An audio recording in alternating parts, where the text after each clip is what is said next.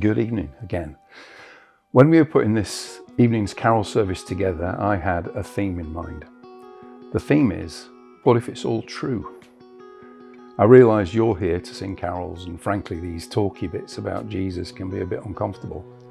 But you're here now, so you may as well relax and make the best of this section. After me, you'll hear from a couple more people. One who's very recently become a Christian and one who has recently rediscovered their faith after around 15 years away. And one question I asked them is, what convinced you it was true? And the question I want you to think about this evening and over Christmas is this: what if it is all true? I wonder what brought you here tonight. I don't mean how you got here, I mean why you got here. Maybe you're someone who follows Jesus and this is a deeply meaningful time of year for you. Maybe you're not, but you do enjoy the songs, the lights and the mince pies. Maybe you come to church once a year, just in case. But maybe you were dragged here kicking and screaming by a friend or a partner. But just maybe you're here wondering if there's something more. However you got here and whatever your reasons for being here, you are very welcome. I hope you get a sense of the joy, the peace and the presence of God throughout this evening. Firstly though, I wonder how you picture the Christmas story, this scene that we're about to celebrate. Perhaps you imagine Mary and Joseph sitting serenely in a candlelit stable surrounded by clean, well-behaved farm animals. Mary and Joseph perched on soft hay, baby Jesus glowing and quiet in a wooden manger. One that maybe earlier that day was restored by Will from the repair shop.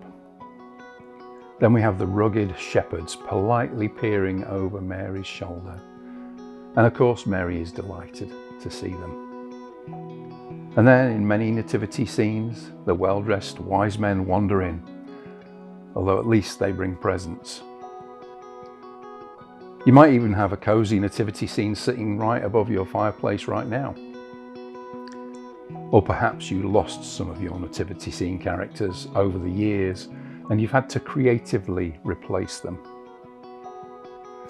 You know, I was thinking after the birth of our children, I'm pretty sure my wife would not have been thrilled to have a few smelly random strangers wander into the delivery suite for a look around, even if they did bring gifts.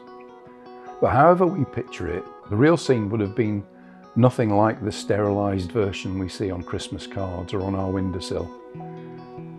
The real story is that Mary and Joseph had to travel around 90 miles on foot from Nazareth to Bethlehem.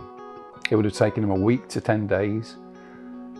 Partly Mary probably sat on a donkey for part of it, but walked a lot of it with all their worldly goods attached to the donkey. Mary's heavily pregnant and Bethlehem is packed. There was nowhere for them to stay.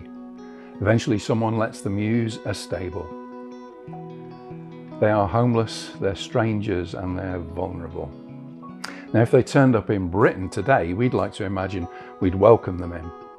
But Bethlehem had all their flags up and they said, there's no room.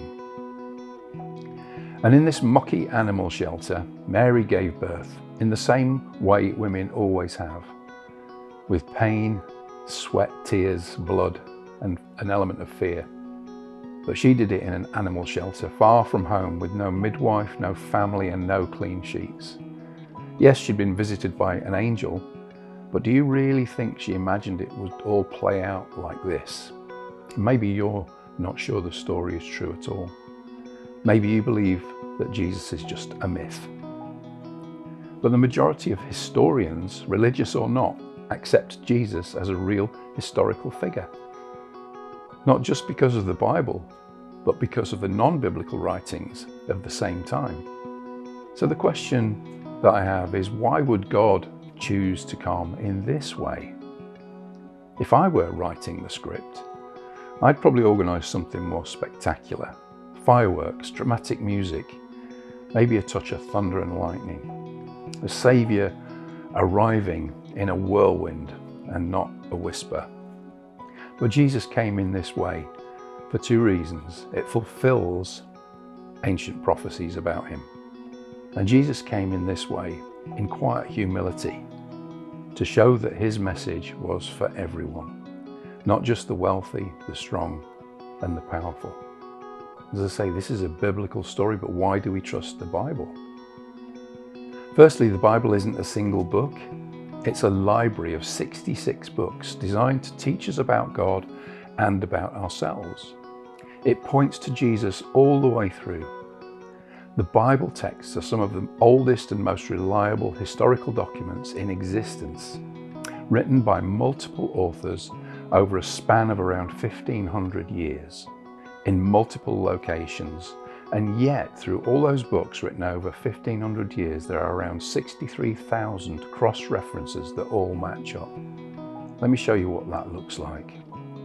The white marks at the bottom signify the books of the Bible, and the arcs across the top show where they all reference and back each other up. 63,000 of them over 1,500 years. And I'm going to read them all out to you now. I'm not really. We'd struggle to write a single book with a handful of references that match and make sense. Now, until I was 21, I was a complete atheist. Any kind of faith seemed ridiculous to me. I dismissed it without really giving it any thought. But eventually I did have to ask myself one question, the same one I'm inviting you to consider. What if it is true? What if the story of his birth is true? What if the story of his life, his teachings, his death and his resurrection are true? Because if they are true, surely that changes everything. Jesus once said, "Come to me, all you who are burdened, and I will give you rest." And when at the age of 21, I took the time to look for myself without my preconceptions or prejudice, I found that to be true. I found peace and I found rest. I found a brand new sense of purpose. You might call it hope, but maybe you've just dismissed God. And there are many reasons. Maybe someone in church hurt you. Christians are flawed, sometimes painfully so. Maybe you believe science has disproved God, and I would say God is the greatest scientist of all. Maybe you look at the world and struggle to see a loving God, and I understand that. Maybe you see people in the public eye calling themselves Christians, but behaving in awful ways, and that breaks my heart too. But people misusing God's name is nothing new. It happened in Jesus' time as well. And these flaws are exactly why we need Jesus. If we could fix ourselves, there'd be no need for him. So what if the answer really is Jesus? And we just need to look again through fresh eyes. If the story is true, it surely changes everything. And that change probably starts small, in a heart, in a family, in a community. Just like the first Christmas, humble and quiet, but world-changing. I really do hope you have a blessed Christmas. But if you've dismissed God, can I encourage you this year to take another look? There is nothing to lose and everything to gain. Our Alpha course in January is a perfect place to explore and question safely and openly. And my door's open if you want to chat, but maybe in the new year.